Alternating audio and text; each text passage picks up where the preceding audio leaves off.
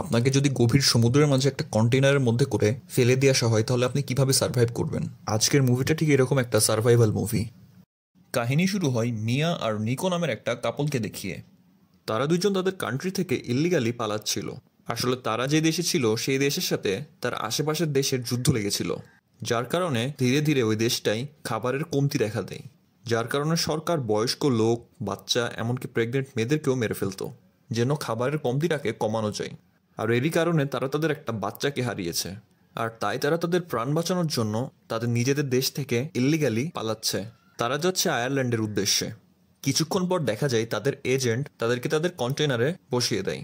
আসলে এই সবগুলো কন্টেইনার শিপে করে আয়ারল্যান্ডে যাচ্ছিল। তখন দেখা যায় যে ওই কন্টেইনারে মিয়া আর নিকোর সাথে আরও অনেক লোক ছিল। তারাও ইল্লিগালি দেশ থেকে পালিয়ে আয়ারল্যান্ডে যাচ্ছে। তখন আমরা দেখতে পাই যে মিয়া তো আসলে 9 মাসের প্রেগনেন্ট, আর তার বাচ্চার জন্ম খুব শীঘ্রই হতে চলেছে। কিছুক্ষণের মধ্যেই তাদের কন্টেইনার ট্রাকে করে পোর্টে পৌঁছে যায়। পোর্টে যাওয়ার পর কন্টেইনারের দরজা যখন খোলা হয় তখন হঠাৎ করে অনেকগুলো মানুষ দৌড় দিয়ে কন্টেইনারের ভিতরে ঢুকে যেতে চায়। আর এইসব গন্ডগোলের মধ্যে মিয়া আর নিকো আলাদা হয়ে যায়। কোনো উপায় না পেয়ে নিকোকে অন্য একটা কন্টেইনারে যেতে হয়। এখন এই ঘটনার পর মিয়া অনেক ভয় পেয়ে যায়, আর তার কন্টেইনার বন্ধ হওয়ার পর সে নিকোকে কল করে। তখন নিকো তাকে বলে যে মনোবল না হারাতে, শিপে পৌঁছানো মাত্রই তারা আবার একত্রিত হয়ে যাবে। নিকোর কথা শুনে মিয়া একটু শান্ত হয়। তার কিছুক্ষণ পরেই তাদের কন্টেইনার আরেকটা পোর্টে পৌঁছায় যেখান থেকে তারা শিপে উঠবে। কিন্তু শিপে ওঠার আগে তাদেরকে চেক পয়েন্ট পার করতে হবে, যেখানে পুলিশ ওই কন্টেইনারটাকে চেক করবে। যখন একটা পুলিশ সেই কন্টেইনারটাকে খুলে তখন দেখে যে সেখানে কেউ নাই, পুরো কন্টেইনারটা একদম ফাঁকা। আসলে এই কন্টেইনারের পিছে একটা সিক্রেট রুম ছিল, আর কন্টেইনারের পিছে সেই সিক্রেট রুমের মধ্যে সবাই লুকিয়েছিল। কিন্তু এদিকে পুলিশ অফিসারও অনেক চালাক ছিল। সে জানতো যে কন্টেইনারের ভিতরে হয়তো মানুষ আছে। তাই সেই পুলিশ অফিসার কন্টেইনারের ভিতরে যে বলে যে ভিতরে যেই যে মানুষগুলো আছে সবাই নিজে থেকেই যেন বের হয়ে আসে, তা নাহলে সে সবার উপরে গুলি চালিয়ে দিবে। তখন ভয়ে একটা মেয়ে সেই কন্টেইনারের সিক্রেট রুম থেকে বের হয়ে আসে। ওই মেয়েটা যখন সিক্রেট রুম থেকে বের হচ্ছিল তার আগেই মিয়া সেই সিক্রেট রুমের মধ্যে রাখা দুইটা বড় বড় বক্সের উপরে উঠে যায়। নিচ থেকে কিছুই দেখা যাচ্ছিল না সেই বক্সের উপরে কিছু আছে কি নাই। সেই সিক্রেট রুমের দরজা খোলা মাত্রই পুলিশ অফিসার রুমের মধ্যে যতজন মানুষ ছিল, বয়স্ক, বাচ্চা, মাঝারি বয়সের, সবাইকে গুলি করে মেরে ফেলে। এরপর পুলিশের লোকেরা সবগুলো লাশ কন্টেইনার থেকে বের করে ফেলে দেয় বাইরে। এদিকে মিয়া এখন ওই বক্সের উপরেই সুরক্ষিত অবস্থায় ছিল। কিছুক্ষণ পর পুলিশের লোকেরা কন্টেইনার বন্ধ করে দিয়ে কন্টেইনার থেকে বের হয়ে যায়। মিয়া কন্টেইনারের ভিতরে একা একা ভয় পেতে থাকে। কিছুক্ষণ পরেই সেই কন্টেইনারটাকে শিপে লোড করে দেওয়া হয়, আর মিয়ার শিপ বের হয়ে পড়ে আয়ারল্যান্ডের উদ্দেশ্যে। মিয়া কন্টেইনারের ভিতরে অনেকগুলো জিনিসপাতি দেখতে পায়। সে দেখে যে সেখানে ভিন্ন ভিন্ন জিনিস রয়েছে। অনেকগুলো হেডফোন আছে, সেলফোন আছে, খাবার দাবার আছে। রাতের বেলা মিয়ার ঘুম চলে আসে আর সে ঘুমিয়ে পড়ে। হঠাৎ মধ্যরাতে মিয়ার ঘুম ভেঙে যায়, কারণ ওর কন্টেইনার অনেক জোরে জোরে কাঁপছিল। যখন সে কন্টেইনারের গায়ে একটা ছিদ্র দিয়ে কন্টেইনারের বাইরে তাকায় তখন সে দেখতে পায় সমুদ্রের মাঝে অনেক বড় ঝড় তুফান শুরু হয়ে গেছে। আর সমুদ্রের মাঝের এই তুফানটা ধীরে ধীরে বড় হতেই চলেছিল। আর সবার শেষে সেটাই হয় যেটার ভয় ছিল। শিপটা সমুদ্রের মাঝে ডুবে যায়, আর শিপের মধ্যে থাকা কন্টেইনার একটা একটা করে পানিতে পড়ছিল সব। আর কন্টেইনার পানিতে পড়ার সময় মিয়ার মাথায় অনেক জোরে বাড়ি লাগে, আর সে কন্টেইনারের মধ্যে অজ্ঞান হয়ে যায়। অনেক সময় পর মিয়ার জ্ঞান ফিরে। জ্ঞান ফিরার পর সে চোখ খুলে দেখতে পায় যে কন্টেইনারের ভিতরের বক্সগুলো এদিকে ওদিকে পড়ে আছে, কন্টেইনারের মধ্যে পানি ঢুকে গেছে। মিয়া যখন কন্টেইনারের ফুটা দিয়ে বাইরে দেখে তখন দেখে যে চারিদিকে শুধু পানি আর পানি। তার কন্টেইনার সমুদ্রের মাঝে ভাসছিল। এসব দেখে মিয়া অনেক ভয় পেয়ে যায়, আর সে তার ফোন বের করে তার স্বামী নিকোকে কল করার চেষ্টা করছিল, কিন্তু তার ফোনের ডিসপ্লে একবারে ভেঙে গেছিল, যার কারণে সে তার ফোন ব্যবহারই করতে পারছিল না। মিয়া তার কন্টেইনারের নিচের দিকে দুইটা ছিদ্র দেখতে পায়, যেদিক দিয়ে অনর্গল পানি ঢুকছিল। খুব দ্রুত এই ছিদ্রগুলো বন্ধ না করলে তার কন্টেইনার সম্পূর্ণটা পানিতে ভরে যাবে, আর তার কন্টেইনারও ডুবে যাবে। তাই ছিদ্র বন্ধ করার জন্য মিয়া কন্টেইনারের ভিতরে থাকা সবগুলো বক্স একটা একটা করে খুঁজছিল যে কোনো জিনিস পাওয়া যায় কিনা ছিদ্র বন্ধ করার জন্য। বিভিন্ন বক্সে বিভিন্ন জিনিস ছিল। কিছু বক্সে কাপড় ছিল, কিছু বক্সে টিভি ছিল, কয়েকটা বক্সে হেডফোন ছিল, আর কিছু বক্সে কিছু খাবার ছিল, আর কিছু বক্সের মধ্যে মদের বোতলও ছিল অনেকগুলা। তখন মিয়া সেখানে একটা টেপ দেখতে পায়। সে টেপ দিয়ে দুইটা ফুটাকে বন্ধ করে দেয়। তখন মিয়া হঠাৎ করেই বাইরে থেকে অনেক মানুষের চিল্লানোর শব্দ শুনতে পাচ্ছিল। মিয়া তার কন্টেইনারের ছিদ্র দিয়ে বাইরে তাকায়। সে বাইরে তাকিয়ে দেখতে পায় একটা কন্টেইনার ডুবে যাচ্ছে। তখন তার মনে পড়ে এই কন্টেইনারটার মধ্যেই তো নিকো ঢুকেছিল। মিয়ার চোখের সামনেই নিকোর কন্টেইনারটা ডুবে যায়। মিয়া তখন অন্য একটা ফোন থেকে নিকোকে বারবার ফোন করার চেষ্টা করছিল। কিন্তু নিকো ফোন ধরে না। এখন নিজের চোখের সামনে নিকোকে মরতে দেখে মিয়া একবারে ভেঙে পড়ে। সে এত পরিমাণে ভেঙে পড়ে যে সে ভাবে যে তার উচিত তার এখন তার নিজের জীবন নিয়ে নেওয়া। তাই সে একটা চাকু দিয়ে তার হাত কাটতে যায়, কিন্তু সে তার পেটের সন্তানের কথা ভেবে আর কিছু করে না। মিয়া দুশ্চিন্তা করতে করতেই কন্টেইনারের ভিতরেই সেই রাতে ঘুমিয়ে পড়ে। যখন তার ঘুম ভাঙে সকালে, তখন সে দেখতে পায় তার কন্টেইনারের ভিতরে আরো অনেক বেশি পানি পড়ে গেছে। আসলে তার লাগানো টেপে তেমন কোনো প্রভাব পড়েনি সেই ছিদ্রগুলায়। সেই টেপ ভেদ করে আবারও পানি ঢোকা শুরু করেছে কন্টেইনারের ভিতরে।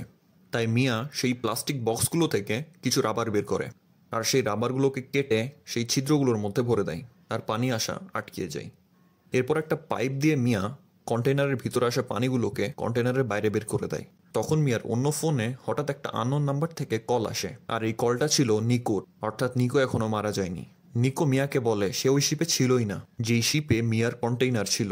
মিয়া নিকের কথাগুলো শুনে অনেক শান্তি পায়। এরপর মিয়া নিকোকে বলে যে সে কিভাবে সমুদ্রের মধ্যেখানে একটা কন্টেইনারের মাঝে আটকে পড়ে আছে। মিয়ার কথা শুনে নিকো মিয়াকে প্রমিস করে যে সে তাকে বাঁচাতে অবশ্যই আসবে। নিকোর ফোন রাখা মাত্রই মিয়ার পেটে ব্যথা হওয়া শুরু করে, যার মিনিং একটাই ছিল সে যে কোনো সময় তার বাচ্চাকে জন্ম দিতে চলেছে। তখন দেখা যায় সমুদ্রের মধ্যে আবারও একটা তুফান আসা শুরু করেছে। বাইরে অনেক জোরে ঝড় চলছিল, আর কন্টেইনারের ভিতরের পরিস্থিতিও অনেক খারাপ হয়ে গেছিল। তুফানের কারণে কন্টেইনার অনেক জোরে জোরে হেলছিল, আর এরই সাথে সাথে কন্টেইনারের মধ্যে পানিও ভরে যাচ্ছিল। আর এই সব কিছুর মধ্যেই মিয়ার মেয়ে নোয়ার জন্ম হয়। আর মিয়া একা একাই কোনোভাবে তার ব্যথা আর তার বাচ্চাকে সামলে নেয়। এরপরে দেখা যায় পরের দিন সকাল হয়ে গেছে, আর তার মেয়ে নোয়া একদমই কান্না থামাচ্ছিল না। আর কন্টেইনারের ভিতরে মিয়ার খাবারও অলমোস্ট শেষ হতে চলেছিল। তখন মিয়ার মাথায় একটা আইডিয়া আসে। সে ভাবে যে কন্টেইনারের ছাদের উপরে সে ড্রিল মেশিন দিয়ে একটা ফুটা করবে, যেন সে ওই কন্টেইনার থেকে বাইরে বের হতে পারে। এরপর মিয়া ওই কন্টেইনারে ড্রিল করা শুরু করে দেয়, কিন্তু মাঝপথেই মিয়ার ড্রিল মেশিন কাজ করা বন্ধ করে দেয়। এরপরে মিয়া একটা ছোট চাকু দিয়ে ওই কন্টেইনারটাকে কাটার চেষ্টা করে, কিন্তু এত ছোট চাকু দিয়ে ওই মোটা কন্টেইনার কাটতে কাটতে মিয়ার হাতের অবস্থা খারাপ হয়ে যায়। কিন্তু অবশেষে মিয়া সেই কন্টেইনারের ছাদটাকে কাটতে সফল হয়। আর মিয়া অনেক দিন পর আকাশ দেখতে পেরে অনেক খুশি হয়ে গেছিল। সে অনেক দিন পর্যন্ত সূর্যের আলোকে উপভোগই করতে পারেনি।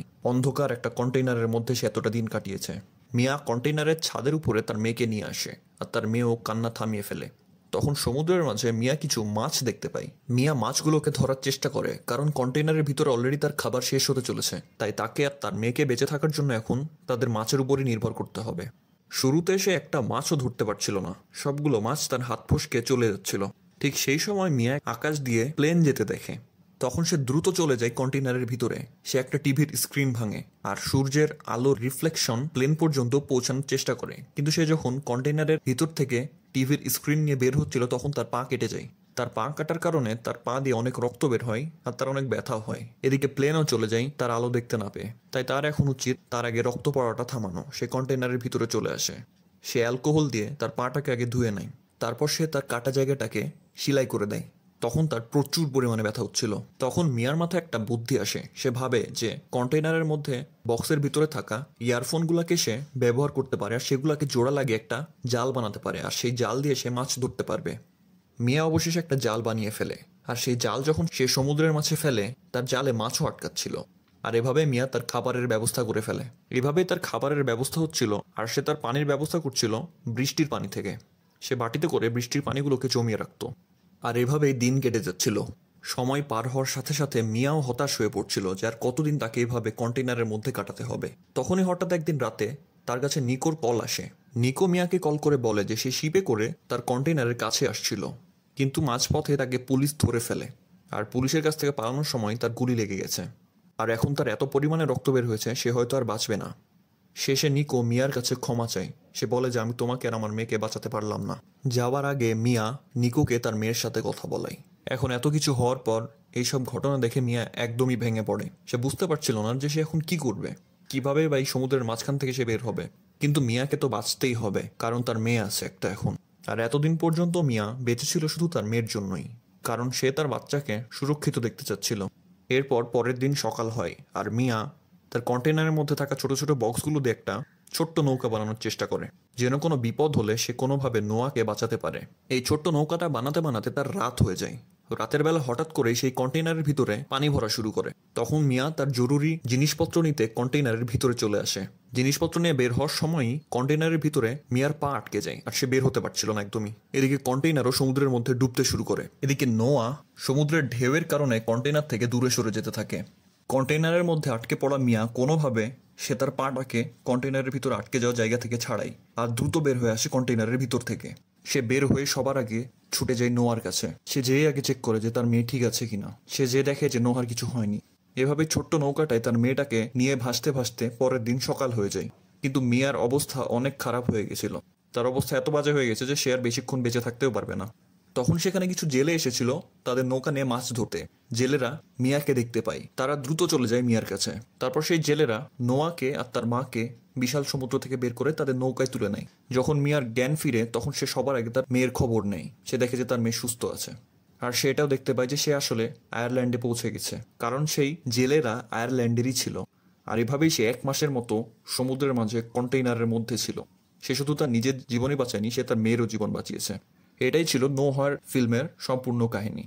আপনাদের কাহিনীটা কেমন লেগেছে আমাদেরকে জানাবেন। ভিডিও ভালো লেগে থাকলে লাইক করে যাবেন আর সাবস্ক্রাইব করে আমাদের পাশেই থাকুন।